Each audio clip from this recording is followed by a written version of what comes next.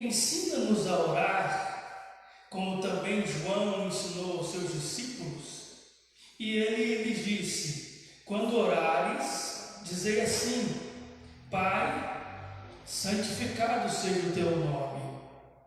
Venha o teu reino, dá-nos cada dia o nosso pão cotidiano.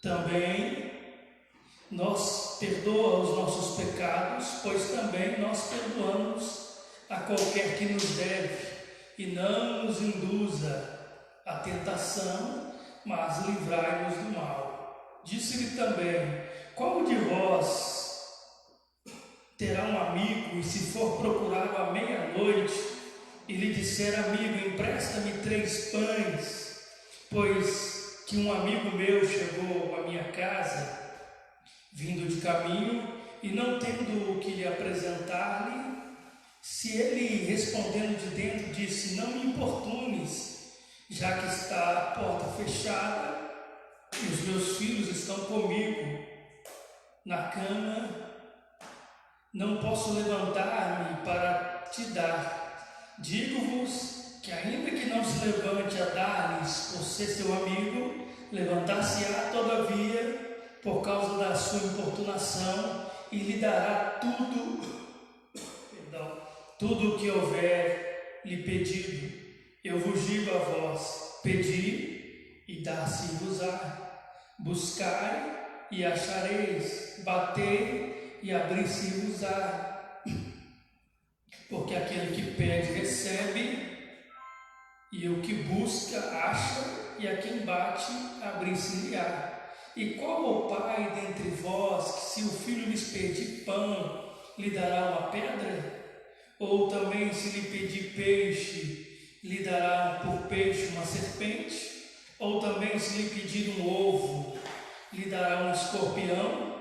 Pois se vós, sendo maus, sabeis dar boas dádivas aos vossos filhos, quanto mais dará o Pai Celestial, o Espírito Santo, àqueles que lhe pedirem.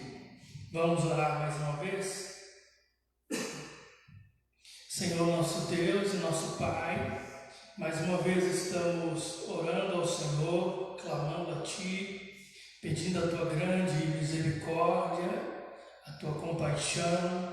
Oramos pelos Teus filhos que estão nos assistindo nesse momento, aqueles que não puderam estar no culto. Oramos por aqueles que estão enfermos, estão passando por alguma dificuldade, que o Senhor venha socorrê-los nesse momento de adversidade.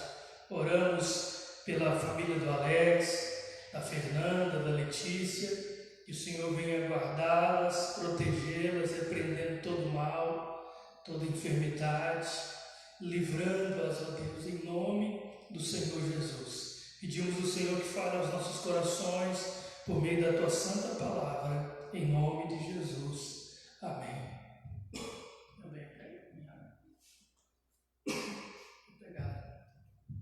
Muito bem, irmãos, o texto que nós lemos, o capítulo 11 de Lucas, os 13 primeiros versículos, está falando mais uma vez sobre a oração.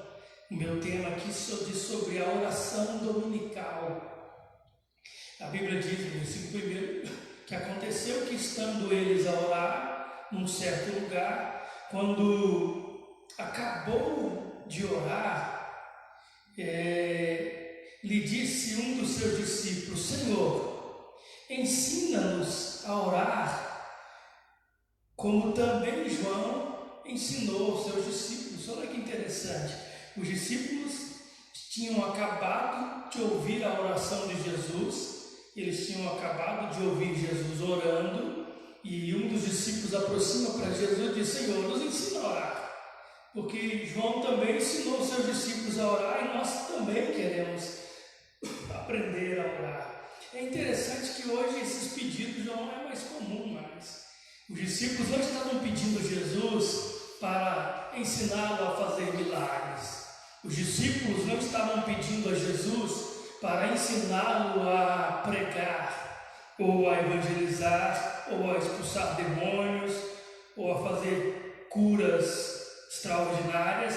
O pedido de um dos discípulos era um pedido inusitado, era um pedido anormal. Era alguém que tinha visto Jesus orar e agora ele, movido por esse desejo de orar da forma correta, ele se aproxima de Jesus e pede: Jesus, ensina-nos a orar.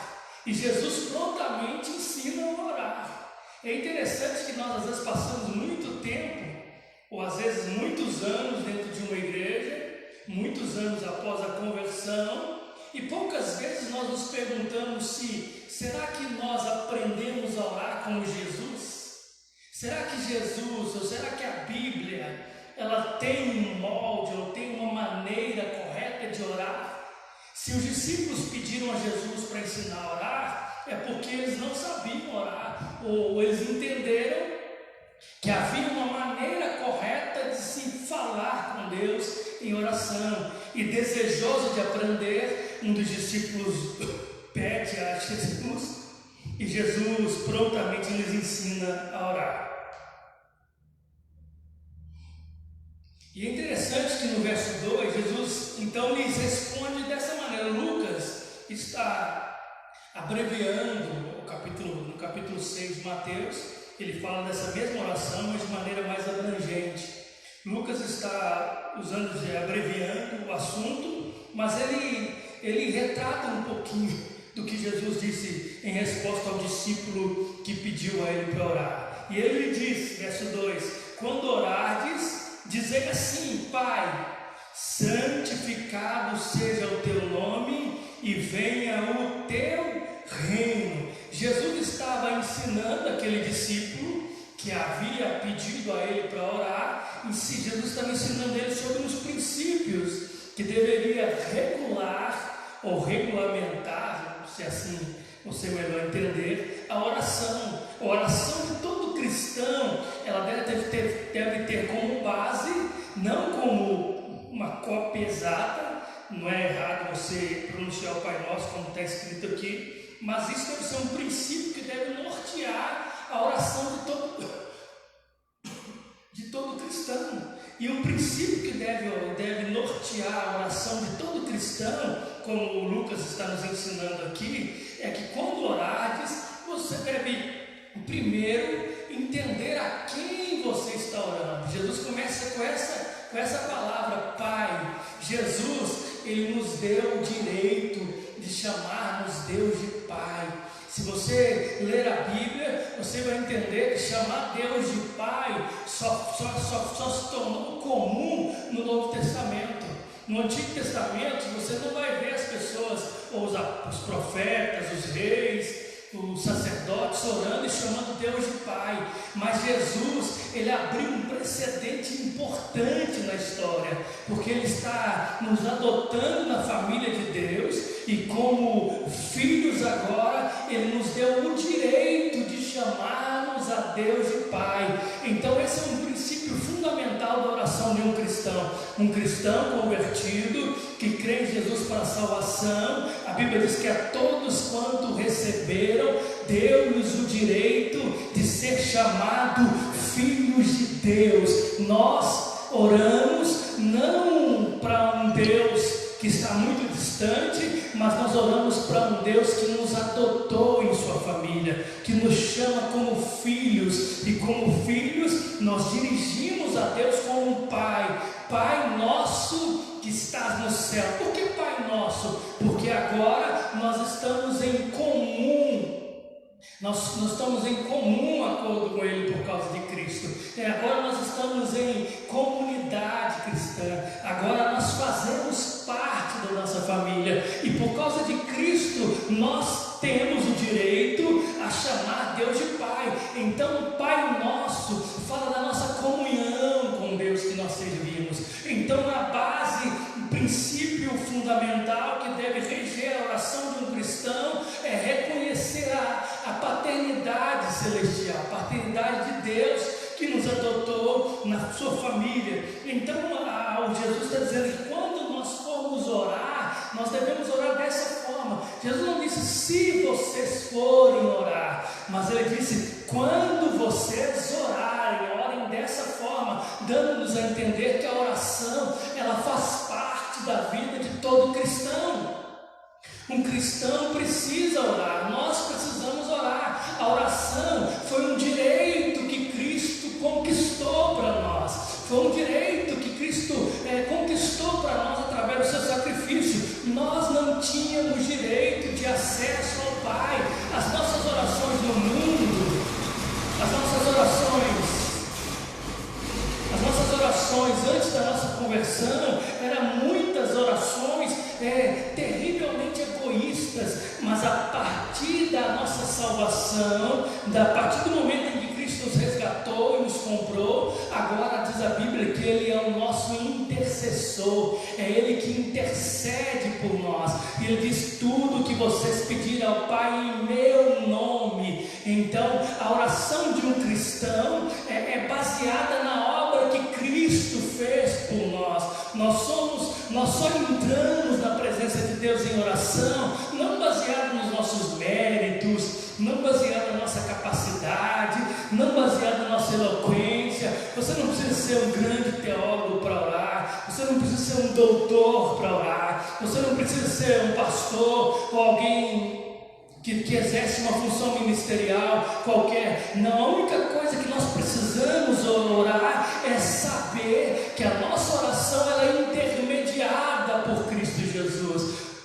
Toda vez que nós oramos ao Pai em nome de Jesus. Então um cristão que não reconhece que Cristo comprou para nós o direito à oração e ele vive a parte da oração, ele abandona a oração. Um cristão que faz isso, ele está errando, ele está pecando, porque ele não está valorizando a oração, ele não está valorizando essa ferramenta, esse benefício de relacionar com Deus que Cristo comprou para nós na cruz do Calvário. E agora Cristo nos dá esse direito baseado na sua obra redentora. Nós entramos diante de Deus em oração baseado na obra de Cristo. É Cristo que nos torna aceitáveis diante de Deus, é Cristo que nos torna favoráveis diante de Deus, é Cristo. Então quando nós oramos dessa forma. Primeiro, Pai nosso que estás no céu.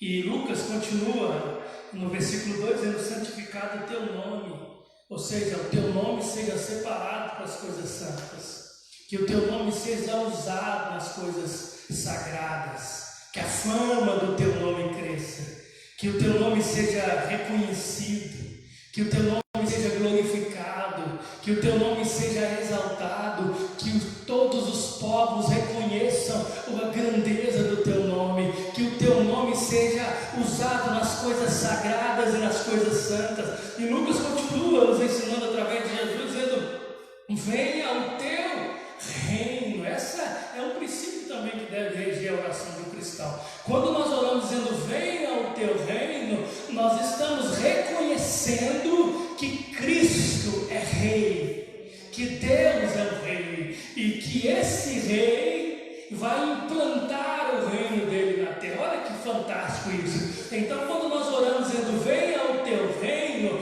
nós estamos reconhecendo Cristo como o Rei dos Reis e como Senhor dos Senhores. Eu aprendi isso aqui, acho interessante. No Brasil nós temos uma democracia, nós temos um presidente que é eleito a cada 4 anos, mas nós podemos entender que a nível universal, no universo, o universo não é uma democracia, o universo é uma monarquia. Há um rei sobre todas as nações. Há um rei acima de todos os presidentes. Há um rei acima de todos os chefes de estados. Há um rei acima de todos os reinos e reis terrestres. E quando nós oramos, venha o teu reino, nós estamos confessando Jesus como o rei, como o Senhor, como o rei dos reis, como o rei do universo. E essa é um princípio que rege a oração de um cristão. Um cristão, quando ora, ele ora pedindo que o rei venha implantar o reino sobre esse mundo perdido que nós estamos vivendo. Esse é um princípio muito interessante. Ele continua a dar-nos o pão de cada dia, o pão cotidiano. Jesus, quando ensinou os discípulos a orar, ele não ensinou os discípulos a orar de maneira egoísta.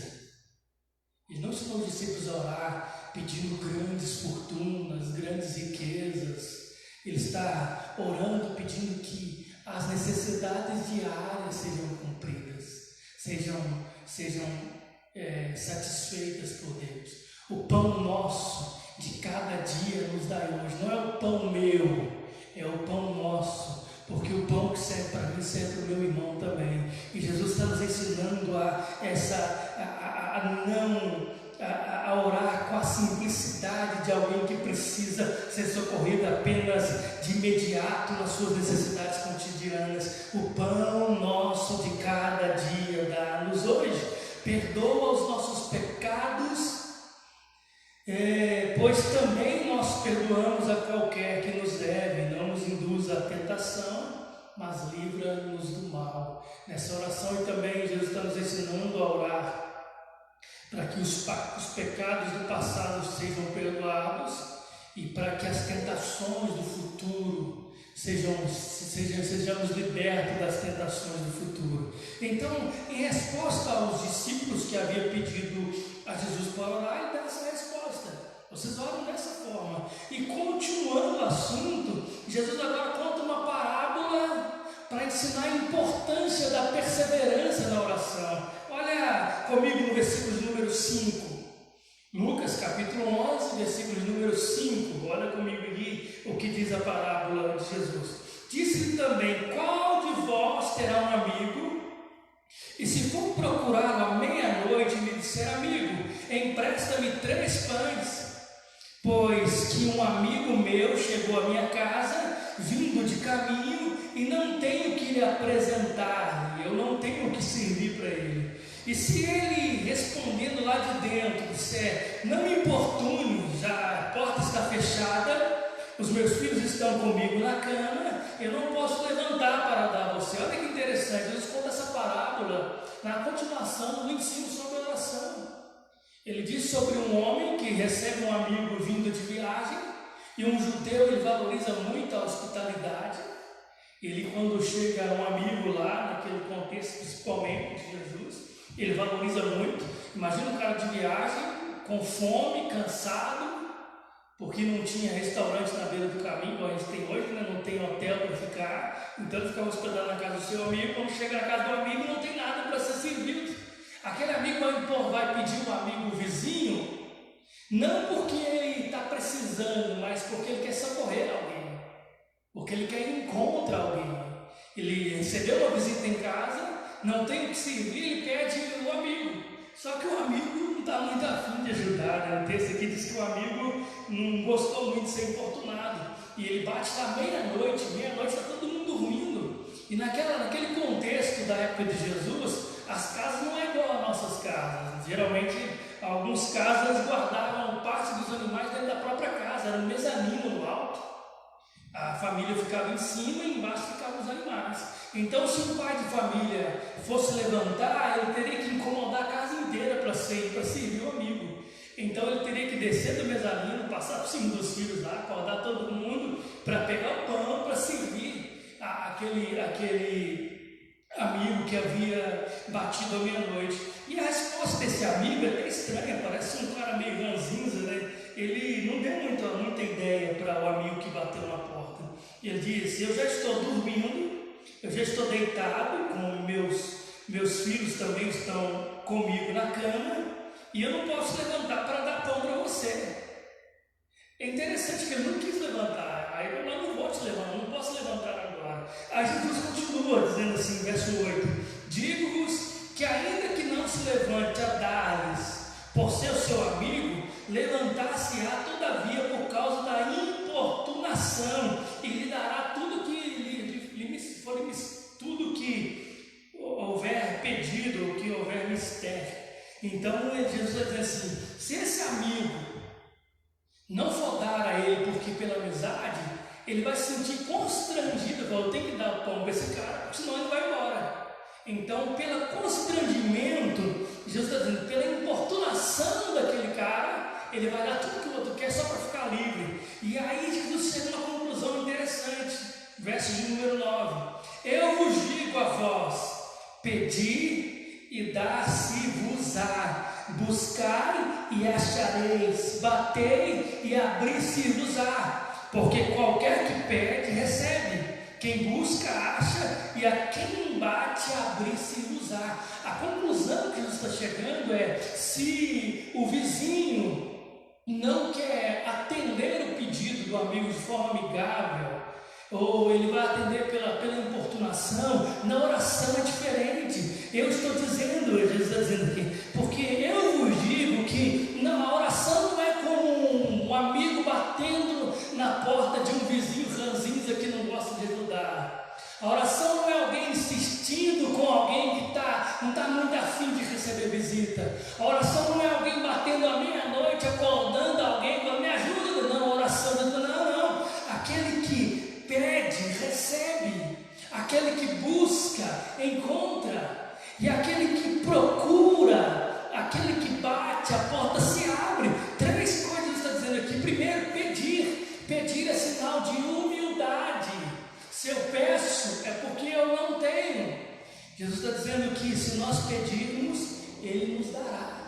Olha a importância da humildade na oração. A oração é um servo de joelhos pedindo ao seu Senhor pão, pedindo ao seu Senhor alimento, pedindo ao seu Senhor suprimento, pedindo ao seu Senhor socorro. E Ele está dizendo: aquele que pede, se eu peço é porque eu não tenho. E se eu não tenho, não tem lugar melhor para mim clamar do que de joelhos dobrados perante a presença do Senhor. E Ele está dizendo: quando você pedir, você vai receber. Quando você buscar é alguma coisa que está longe. Buscar é alguma coisa que está distante de mim. Fala da perseverança da oração. Eu preciso insistir em oração. Eu preciso ir atrás. Eu preciso continuar orando. Porque o que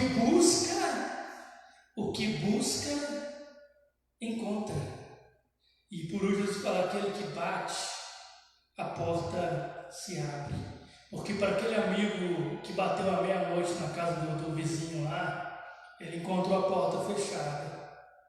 Mas quando nós batemos na porta em oração, no sentido de que nós insistimos na oração, quando as lutas vêm, a porta está fechada, nós batemos, o texto está dizendo que a porta abre-se-á, porque todo que pede, recebe, o que busca, acha, e a quem bate, a porta se abre. A porta se abre. E Jesus continua: qual dentre vós, quem é o pai que, se o filho lhe pedir pão, lhe dará uma pedra? Olha que interessante você dizendo: qual o pai que faz isso? O filho está com fome, fala: pai, me dá um pedaço de pão. E você vai lá no lote, pega um pedaço de pedra e entrega para ele. Mas qual o pai que faz isso?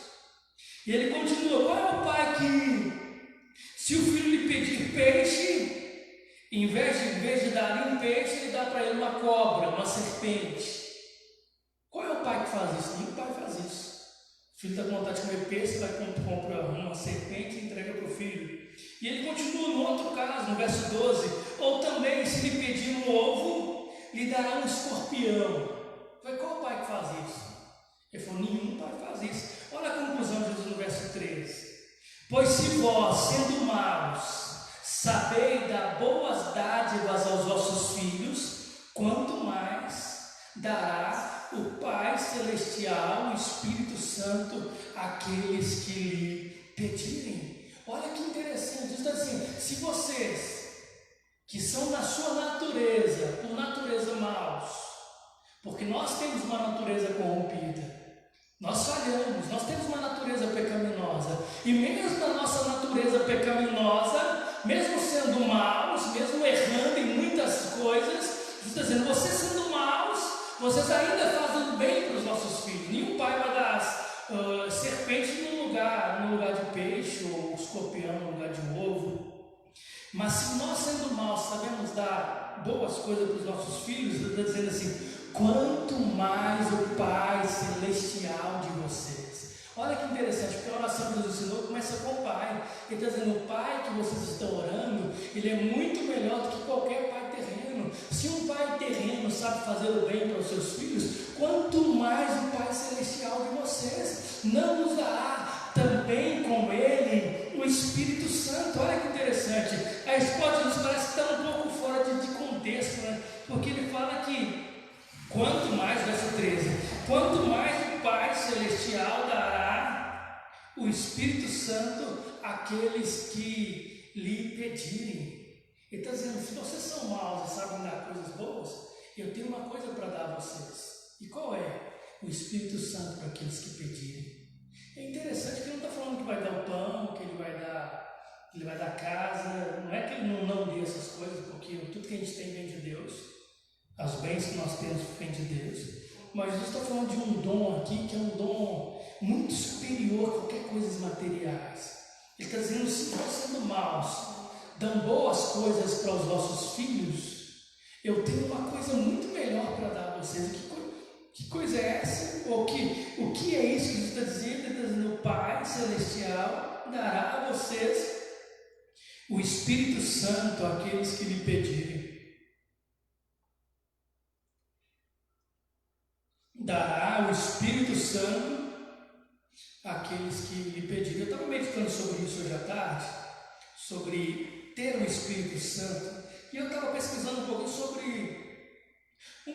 a obra do Espírito Santo e sobre a vinda do Espírito Santo. E o que nós chegamos, a conclusão que nós chegamos?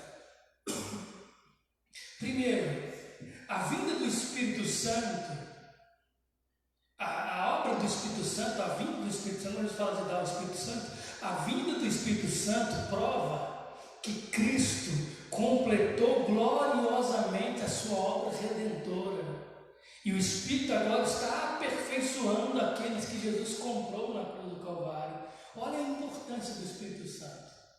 Você vai entender que ter o Espírito é muito mais importante do que qualquer bem ou bênção material. Qualquer coisa humanamente falando é infinitamente inferior a ter o Espírito Santo em nós. Quando o Espírito é enviado por Jesus, se você ler João capítulo 16, versículo 7, Jesus diz assim, é necessário que eu vá, pois se eu não for, o Consolador não virá para vós outros. Jesus está dizendo assim, eu terminei a minha obra, eu completei a obra que eu havia vindo para fazer, eu vivi uma vida perfeita, ofereci um sacrifício perfeito, a ira foi aplacada, paguei o preço da redenção pela igreja, e agora eu preciso voltar. Ele está sentado à direita da majestade nas alturas, à direita do Pai, à destra do Pai nas alturas. Quando fala à direita do Pai nas alturas, está falando de um lugar de honra. Jesus está no lugar de honra. Quando um rei tinha um filho, o príncipe herdeiro sentava à direita do Pai. Toda vez que um rei tinha um filho, o filho mais velho, que era o herdeiro do trono, ele sentava sempre à direita do rei, porque ali todos estavam orando que aquele filho é o herdeiro do trono. Ele estava num lugar de honra. A Bíblia diz que Jesus está sentado à direita de Deus, à direita da majestade, ou seja, ele está no lugar mais honroso que alguém poderia estar. E ele está dizendo, eu vou para o Pai, mas eu não os deixarei órfãos, eu vos enviarei o Consolador, o Espírito Santo, e ele vos convencerá do pecado, da justiça e do juízo. Então, a vinda do Espírito Santo é uma prova de que a obra de Cristo foi completa, foi gloriosa, ela foi redentora e ela foi perfeitamente aceita. Agora ele vai ao céu e envia o seu Espírito Consolador, ele envia o Espírito Santo. Ele está dizendo, eu preciso ir, porque se eu não for, o Espírito não vai, o Consolador não virá a vós outros. Então a primeira coisa que nós entendemos quando Jesus fala assim, o Pai Celestial dará o Espírito àqueles que lhe pedirem, ele está falando do dom mais importante que alguém pode ter. Ter o Espírito Santo significa que a obra redentora de Cristo por aquela pessoa foi completa, foi perfeita, foi aceita, e que aquela pessoa que é morada do Espírito Santo, ela está justificada, está santificada e será glorificada na eternidade. Olha que coisa maravilhosa. O Consolador vai vir e ele vai selar aqueles que foram eleitos, aqueles que foram escolhidos, aqueles que foram salvos pela obra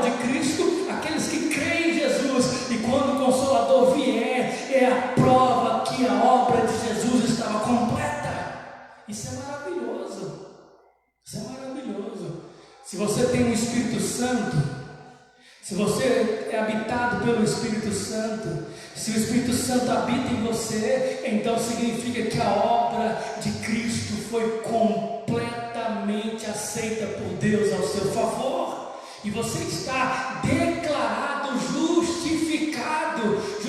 A justificação não acontece no nosso coração, a justificação acontece no tribunal de Deus. É quando Deus, pelos méritos de Cristo imputado a você, te declara justo e perdoado de todos os seus pecados.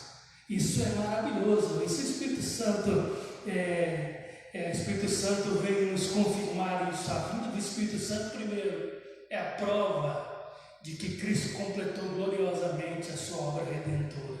A segunda coisa que nós entendemos sobre o Espírito Santo é que a vinda do Espírito Santo produz em nós o milagre do novo nascimento. Então, leia comigo João capítulo 3, versículo 3, depois versículo 5 a 6. Olha só, vou até ler aqui para vocês.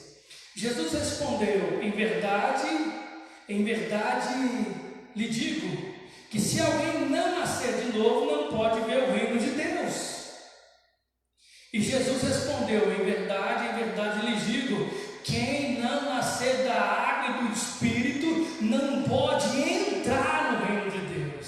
Se você não nascer de novo, você não pode nem ver. Se você não nascer da água e do Espírito, você não pode entrar. Aí ele diz: o que é nascido da carne é carne, mas o que é nascido do Espírito é Espírito. Então o Espírito Santo, quando ele veio, ou quando ele vem sobre a nossa vida, ele transforma a nossa vida, ele opera um milagre de novo nascimento. Nós somos novas criaturas em Cristo Jesus, e é o Espírito Santo que produz isso em nós. O vento sopra onde quer, nós ouvimos a sua voz, não sabemos de onde vem nem para onde vai. Assim são aqueles que são nascidos pelo Espírito. Quando o Espírito vem, ele assopra a vida de Deus em você. Ele mata aquele velho homem com a sua natureza corrompida e perversa e ressuscita uma nova criatura que tem novos desejos, que é transformada no seu caráter, que tem uma mudança radical de vida. Então, quando o Espírito Santo é dado ao homem, ele faz uma transformação e ele é transformado em nova criatura. E Jesus disse para Nicodemos, que era um teólogo, um doutor da lei, um homem muito bem informado, um mestre, e ele disse: se você não nascer de novo, você não pode entrar no reino de Deus. E quem é que faz o homem nascer de novo? Ninguém, a não ser o Espírito Santo. É o Espírito Santo que produz um novo nascimento no coração e na vida de um salvo. Então, quando o Espírito Santo vem, ele produz o milagre do novo nascimento. Terceiro motivo é que a vinda do Espírito Santo significa que a partir da sua vinda, nossos corações, nossas orações serão intermediadas por Ele. Olha que interessante, quando nós temos o Espírito Santo, nós temos alguém que intercede por nós junto ao Pai. Nós temos a mediação do Espírito Santo.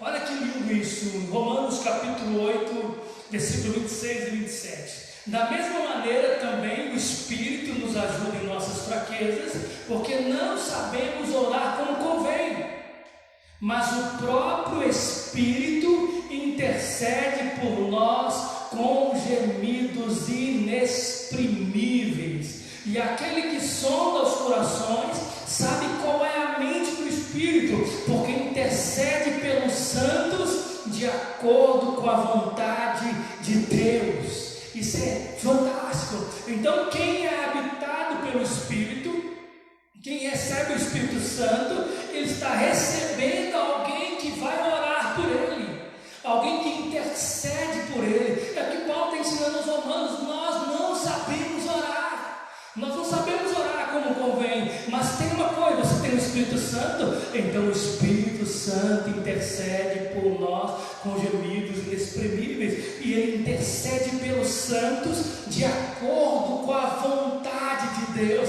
É esse o privilégio que a igreja tem de ter o Espírito Santo. O Espírito Santo é que nos auxilia nas nossas orações. É o Espírito intercede ao Pai, não de acordo com a nossa vontade, mas de acordo com a vontade de Deus. Então quem tem o Espírito Santo, ele pode dobrar o joelho e orar tranquilo, porque mesmo ele não sabendo orar, é como alguém que está traduzindo o que ele precisa receber de Deus. Ele está dizendo: vocês é maus e dão boas coisas para os vossos filhos, então tem coisa melhor para te dar. Eu vou dar o Espírito Santo àqueles que me pedirem. E quem tem o Espírito Santo tem o que ele precisa para acessar ao Pai, porque pelo meio do sacrifício de Jesus ele foi aceito por Deus, e por meio da intercessão do Espírito Santo ele está aprendendo a orar. Isso é maravilhoso. Nós oramos porque não sabemos, nós erramos nas nossas orações, mas pode ficar tranquilo, nós temos um tradutor simultâneo. E esse tradutor ele intercede ao Pai a nosso favor, com gemidos inexprimíveis de acordo com a vontade de Deus. Então a vinda do Espírito Santo significa que a partir da sua vinda nossas orações serão intermediadas pelo Espírito. Aleluia! Glória a Deus por essa intermediação. O que seria de nós com as nossas orações? Aí continuando aqui, para a gente caminhar para o final, o quarto motivo sobre a importância de se ter o Espírito Santo é que a vinda do Espírito Santo é garantia de que pertencemos a Deus. Romanos capítulo 8, versículo 9: vocês, porém, não estão na carne, mas no Espírito. Se de fato o Espírito de Deus habita em vocês, e se alguém não tem o Espírito de Cristo, esse tal não é dele. Então, quando o Espírito Santo é enviado para a vida de alguém, para a minha vida, para a sua vida, para a nossa vida, ele é a garantia de que nós pertencemos a Cristo. Ele é o selo, ele é a garantia, ele é o penhor de que nós pertencemos ao Senhor. É o Espírito Santo, é a garantia que Paulo está nos ensinando. Vocês, porém, não estão na carne, mas no Espírito, se de fato o Espírito de Deus habita em vocês. Qual que é a garantia que nós pertencemos a Deus? Como é que eu identifico alguém? Não tem como eu identificar alguém que pertence a alguém que não pertence, não tem esse poder. Mas como é que Deus sabe? Aqueles que são habitados pelo Espírito Santo pertencem a Deus. Vocês não estão na carne, mas no Espírito, se de fato o Espírito de Deus habita em você. E se alguém não tem o Espírito de Cristo, esse tal não é dele. O quinto motivo, diz assim, que eu aprendi sobre a importância de se ter o Espírito Santo, é que a vinda do Espírito Santo garante nossa ressurreição dos mortos no último dia. Olha como é que o ministério do Espírito Santo é importante. Jesus está dizendo assim: vocês são maus e dão boas coisas para os vossos filhos, mas eu tenho uma coisa para dar, vou ter uma coisa gloriosa para dar. Quanto mais o Pai Celestial dará a vocês o Espírito Santo, aqueles que lhe pedirem. Essa é a obra do Espírito Santo. Em Romanos capítulo 8, versículo 11, leia comigo. O Espírito Santo é a garantia de que os salvos ressuscitarão naquele último dia para a glória e louvor do nome do Senhor. Se em vós, 8:11 de Romanos, se em vós habita o Espírito daquele que ressuscitou Jesus dentre os mortos, esse mesmo Espírito que ressuscitou Jesus Cristo dentre os mortos vivificará também o corpo mortal de vocês, pois por meio do Espírito que habita em você, olha que fantástico isso. Quem tem o Espírito Santo tem a garantia da ressurreição daquele último dia. E como é que eu provo que eu vou ser ressuscitado naquele dia? Porque o mesmo Espírito que tirou Jesus ao terceiro dia de entre os mortos é o mesmo Espírito que também nos livrará, nos tirará do nosso túmulo no futuro e nos apresentará perfeito a Deus. Se o Espírito habita em você, então você tem a garantia, você tem um penhor já pago de que você vai ressuscitar, porque ele já deu prova que ele é poderoso, ressuscitando Jesus dentre os mortos. E agora esse mesmo Espírito que tirou Jesus da sepultura ao corpos mortais.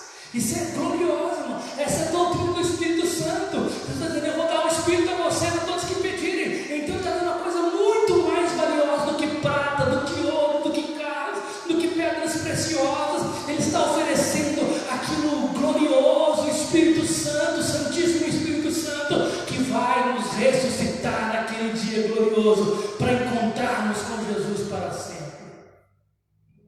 Aleluia. Se em vós habita o Espírito daquele que ressuscitou Jesus dentre os mortos. Está vendo como é que a obra do Espírito Santo é bem diferente da obra que a gente está vendo nesses últimos dias? Muito diferente. A obra do Espírito Santo não é fazer você ficar gritando como um doido na igreja, não, meu filho. Não é que adorar a Deus em voz alta seja errado, não. Mas o povo está atribuindo ao Espírito Santo coisas bizarrices. Passar o terno. Ah, meu terno ungido vai passar aqui, vai cair 5.000 pessoas. E cai aquela multidão lá para quê? Para que isso? Para que serve cair no chão?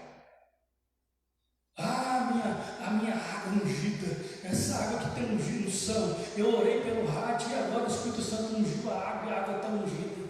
Eu nunca vi Paulo fazer isso na Bíblia, eu nunca vi a Bíblia em lugar nenhum falando que você tem que orar para ungir água. Nunca vi. Isso é invenção do evangelicalismo moderno, atribuindo ao Espírito Santo coisas que não são. Eu vi uma cantora famosa andando de quatro num palco, dizendo que era a unção do leão. Sei que leão que é esse não. Eu sou o leão que ruge como um leão buscando a quem possa tragar. Dizendo que é o Espírito Santo. Outros dançando de maneira frenética, outros subindo a coluna da igreja, outros desmaiados. Não teve um arrebatamento. Arrebatamento que a Bíblia fala é quando Jesus voltar. Paulo provavelmente foi arrebatado, eu não cito o nome dele, mas ele viu coisas inefáveis que não teve nem coragem de contar. Por isso, a pessoa vai desmaiando na igreja, foi arrebatado, atribuindo ao Espírito Santo coisas que nem sempre, revelações terríveis, enganos, em nome do Espírito Santo. Já viu aquela frasezinha comum em algumas igrejas por aí? O Espírito Santo que não se engana me revela que tem algum irmão que com dor de cabeça, que tem irmão desempregado. Para de ficar usando o nome do Espírito Santo de coisas em vãs. Para de estar enganando o povo, porque a obra do Espírito Santo é muito mais profunda. Aqui está dizendo que tem o Espírito de Deus, ele vai ser ressuscitado no último dia. Ele está dizendo, sim, em vós habita o Espírito daquele que ressuscitou a Cristo, também o mesmo Espírito que ressuscitou a Cristo dentre os mortos, dará vida aos vossos corpos mortais.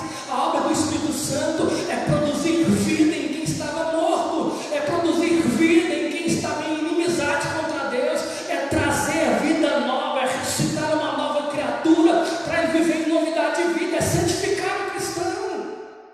Jesus está dizendo, eu vou dar o Espírito àqueles que me pedirem, porque eu tenho coisa boa para dar a vocês. Mas o Espírito Santo não é para fazer você flutuar na igreja. O Espírito Santo é para transformar você em uma nova criatura, muito semelhante ou a semelhança de Cristo Jesus, o nosso Senhor.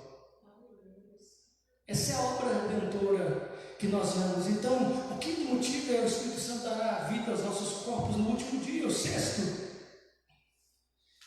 O sexto motivo que é importante ter o Espírito Santo é que a vinda do Espírito significa que não há condenação mais para aqueles que estão em Cristo Jesus.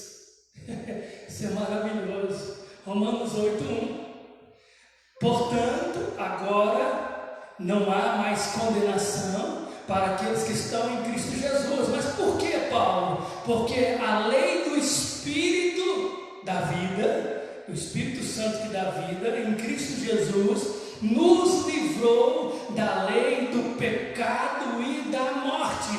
Por que nós não seremos condenados naquele último dia? Não é porque nós somos melhores que ninguém, não é porque nós somos mais importantes que ninguém, somos satões, não, nada disso. Nós não seremos condenados naquele último dia, é porque a lei do Espírito de vida me livrou da lei do pecado e da morte. Então a lei do Espírito que produziu vida em mim, ela aniquilou a lei do pecado que produzia morte. Olha a obra do Espírito Santo. A lei do Espírito da vida me produziu produziu, me livrou da lei do pecado e da morte, e agora já não há mais condenação para aqueles que estão em Cristo Jesus. Então, estar em Cristo Jesus significa que o Espírito Santo produziu vida em você, e essa vida, ela te livrou da lei do pecado e da morte. É por isso que nós não seremos condenados mais, porque nós temos o Espírito Santo que produziu vida em nós, e essa vida nos livrou da lei do pecado e da morte. Amém? Entendeu aí? Olha que obra gloriosa do Espírito Santo, nos livrar da condenação. Não há condenação mais, porque o Espírito da vida me libertou da lei da morte. Glória a Deus. Você pode dizer glória a Deus aí? Aleluia. E o sétimo e último agora aqui das anotações, eu sei que se a gente for falar sobre a doutrina do Espírito Santo, tem muitos outros temas muito lindos sobre a doutrina do Espírito Santo. Lá em Gênesis, capítulo 1, vai falar sobre o Espírito Santo, que o Espírito de Deus parava sobre a face das águas. Ali fala sobre o Espírito Santo que coloca ordem no caos. O mundo estava em caos, a terra estava sem forma e vazia, e quando ela fala do Espírito, fala que na criação o Espírito Santo também estava na criação, produzindo ordem no caos, colocando as coisas em ordem. E o sétimo motivo é que a vinda do Espírito Santo garante a obra de santificação da igreja. Tessalonicenses, 2 Tessalonicenses capítulo 2, versículo 13: mas nós devemos sempre dar graças a Deus por vocês, irmãos amados pelo Senhor. Devemos sempre dar graças a Deus por vocês, irmãos amados. Você é amado pelo Senhor. Por quê? Porque desde o princípio Deus os escolheu para serem salvos.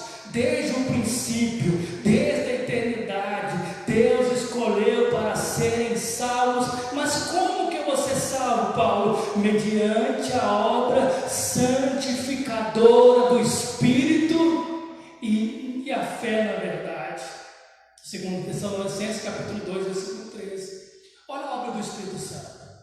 Paulo está dizendo: devemos sempre dar graças a Deus, porque Deus escolheu vocês desde o princípio, desde o início. Ele ama vocês. Nós somos, devemos dar graças a Deus pelo irmãos amados pelo Senhor. Vocês são amados pelo Senhor, porque desde o princípio Deus escolheu para salvação, para serem salvos mediante a obra santificadora do Espírito e também a fé na verdade. Jesus diz: eu sou o caminho e a verdade.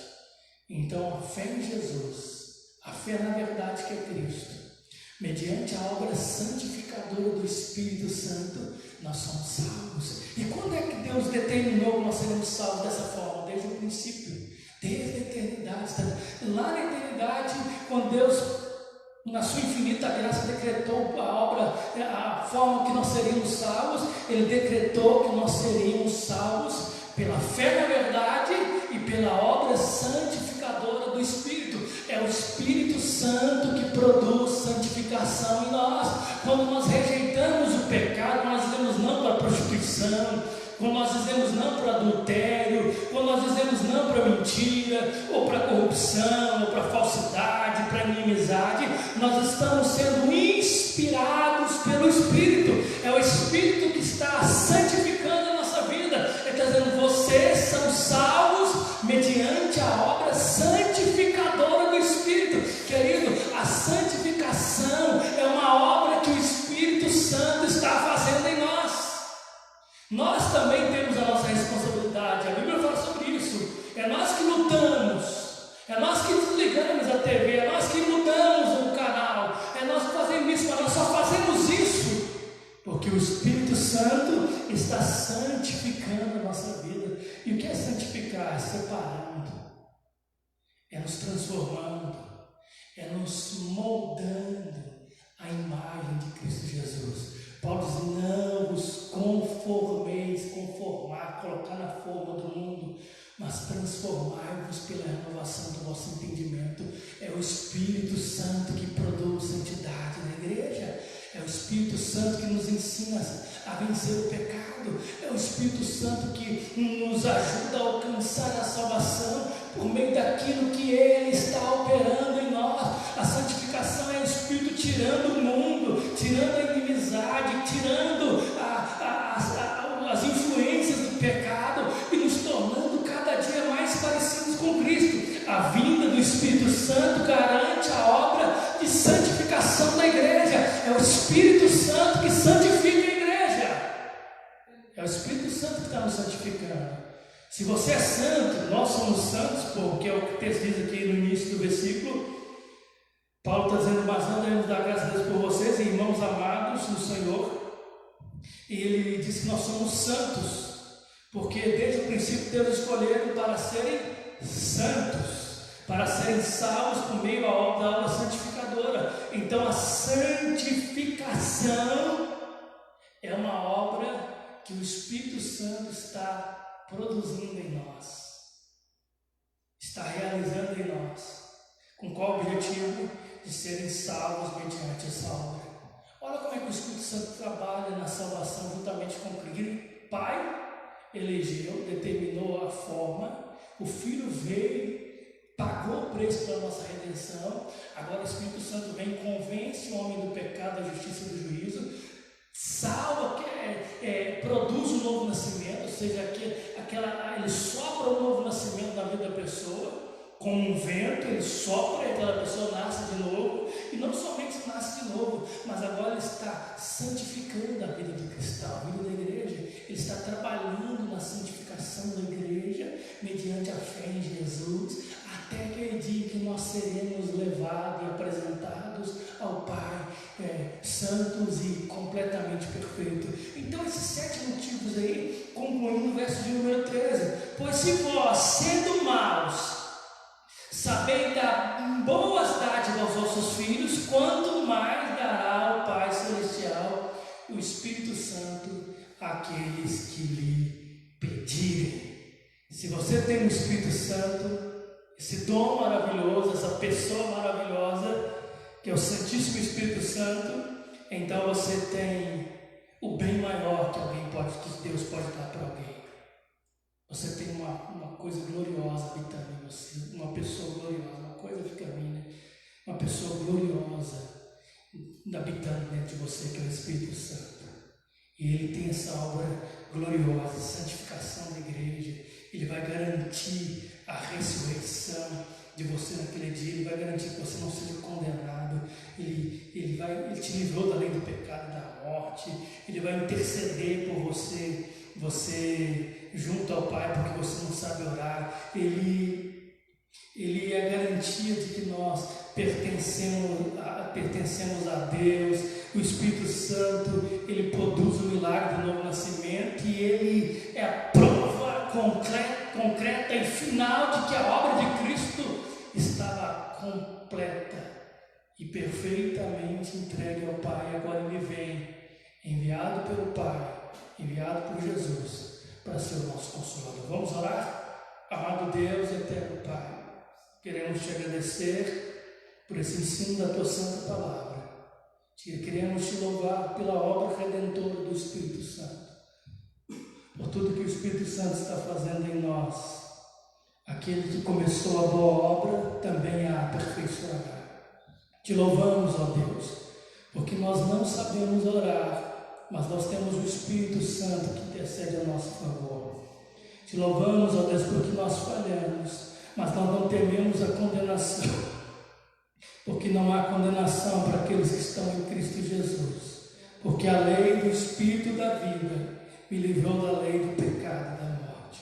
Te louvamos, ó Deus, e não tememos a morte como nós temíamos no mundo, porque agora nós temos a garantia de que nós ressuscitaremos no último dia, porque o mesmo Espírito que tirou Jesus, que ressuscitou Jesus dentre os mortos, também dará vida aos nossos corpos mortais. Te louvamos, ó Deus, porque o Espírito Santo tem nos santificado, tem nos libertado e tem nos fortalecido, tem nos consolado, tem nos convencido do nosso pecado, da nossa injustiça e das nossas iniquidades. Te louvamos, Senhor, porque o Senhor, sendo um Deus maravilhosamente bom, também tem nos dado coisas gloriosamente boas, e nós, sendo damos coisas boas para os nossos filhos, mas o Senhor está nos dando algo muito mais precioso, muito mais excelente, muito mais glorioso, infinitamente mais glorioso, que é a presença gloriosa do doce Espírito Santo que está trabalhando em nossa vida. Que a graça de nosso Senhor Jesus Cristo, que o amor de Deus e que as consolações do Espírito Santo sejam sobre a vida da igreja, não só hoje, mas para sempre. E todos digam amém. Deus abençoe e até mais.